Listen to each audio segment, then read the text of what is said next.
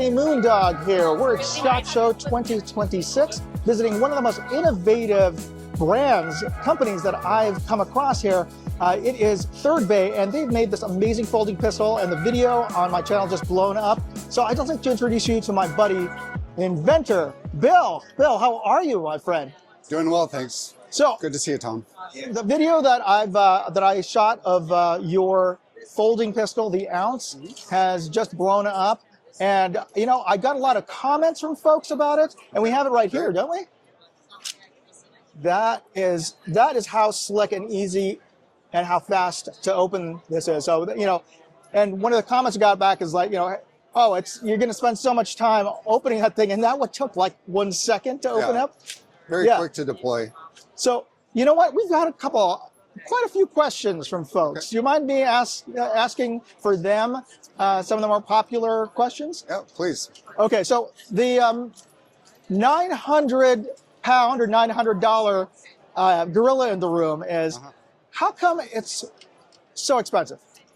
Well, first of all, to develop a firearm is very expensive, all the way from creating the prototypes, getting the intellectual property secured, and doing all of the testing. We did years of testing in the development of this. That's a big part of it. When you first start out, your volumes are small and you're trying to recoup some of those costs.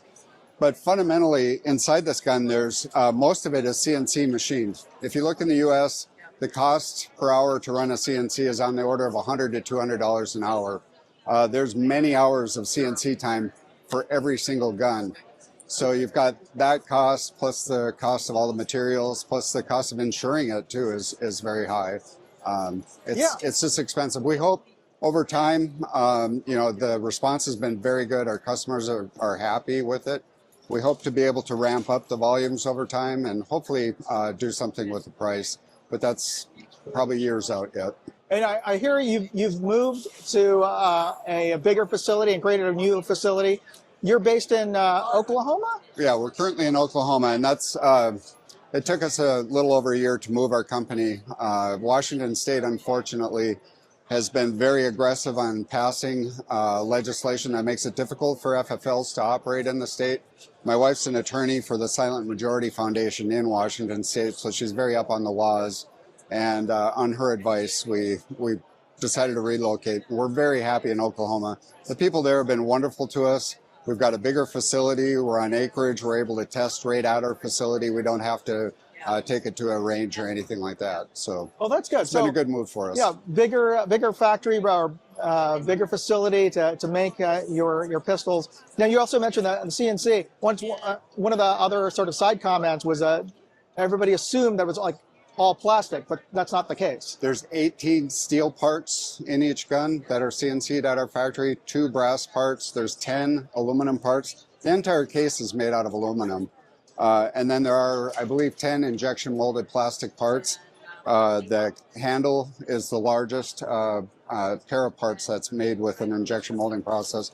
And we use high-end engineering thermoplastics. The handle itself has approximately 50% glass fiber by fill.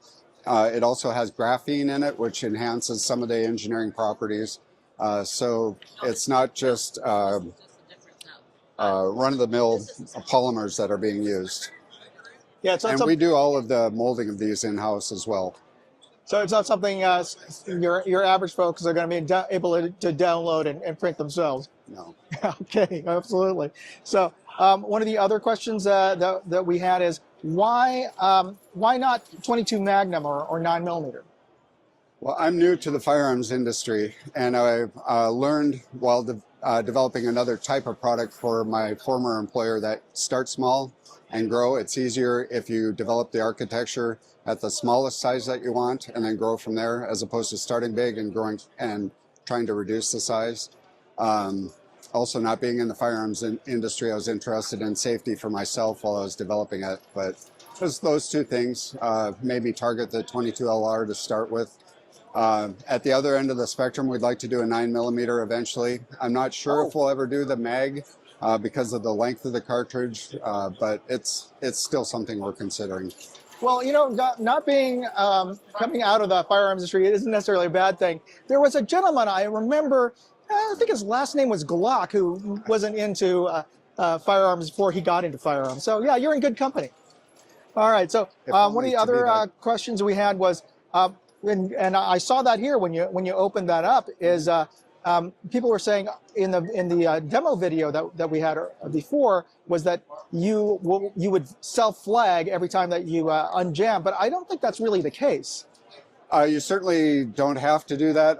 As the designer, you know, I know where this thing is safe. In this state, there's no way to make the gun go off. So you can see me here doing that. I don't recommend doing that, of course, but when you have the handle in this position, you can see the hammer's down here. The firing pin, if it were in the gun, is back here. There's no way to get the hammer to hit the firing pin. So again, when you have the handle in this neutral state with the barrel retracted, that's when you're safe. Oh, so it is hammer fired. It is hammer fired. We can lift that out. You see the hammer right there. Oh, okay. So there's another safety feature. Yeah. And another thing too, when this is removed, when the cover's removed, there's an interlock here. So there's no way to get the hammer to drop enough to actually fire the firearm. And you can reset it just by closing the handle. Wow. So yeah, again, safety interlock when the cover's off, so you can't drop the hammer. And the firing pin is dissociated from the hammer when this handle is in this position. To put it back together, you line the hole up here with that little pin that moves back and forth. Let's see if I can do it from a distance here. Line up these lugs with the bottom. Line these two up with a little bit of rotation, and then you're back together. And those are all metal parts. You know, people don't have to worry about things like chipping off or anything. Right, right. The barrel is a high-grade, military-grade steel that's used in barrels for the military, and we use, 4140 level steels pretty much throughout the gun. Now, could you show folks in sort of when you have to clear a misfire, because that's another concern people have with 22s, is the ammos. There are more reliable brands out there, but the reputation from just history that you can have misfires. So if you had to clear that, could you demo that with? Sure. First, I'd recommend, we do have a video on clearing the ounce that I recommend people go to. If you go to the ounceoz.com, under using ounce, there's a video link there that can give you the whole process for doing it. But in general, the most frequent thing to happen with 22 LR ammo is failure to fire. And all you really need to do on that is close the handle, open it, and you're good for a second try at it. If it still doesn't fire, you just chamber it like that. It'll drop that failed round out, and you go again. We worked very, very hard to make this gun not jam, to jam as infrequently as possible. And if you look at some of the video reviews that are out there, one gentleman just did a review and he compared it to several other firearms in this class, and this one actually performed the best. Oh. Okay. In there. Other people, I'm getting comments, I've put 600 rounds through, not a single issue. I put over 1,000 rounds. I've got a customer that did 1,600 rounds without even cleaning it, without one single issue. So that's what we're shooting for, is that, if you're using good ammo and you're loading it properly, you really shouldn't have any issues. And if you do, refer to the procedure for opening it up and clearing it out. Again, you saw how easy it is to actually open the gun if you do have a bad jam. It can be done in less than a minute. That's good. I'm sure you put a lot of thought into that. Now, for all the other doubters and haters out there, do you have anything else you'd like to say to them? There's a lot of different products on the market, right? We're not designing this to be for everyone. But the customers that we've sold to are very happy with it. I've gotten nothing but positive feedback from virtually everyone. So it's a very different product. And the other thing I would say, there is a fair criticism, is it takes a little while to learn. People do need to take that time to go through the instructions we send them on how to use it before taking it to a range. You want to be safe. But once you get used to it, it's actually really easy to use and kind of fun to carry and fun to shoot. Well, excellent.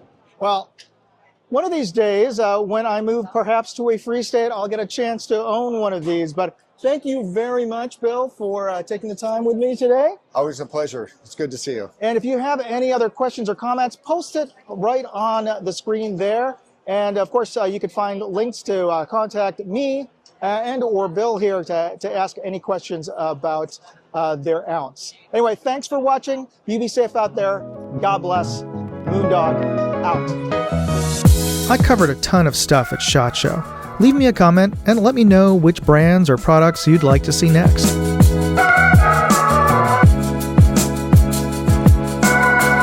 What did you think of the video?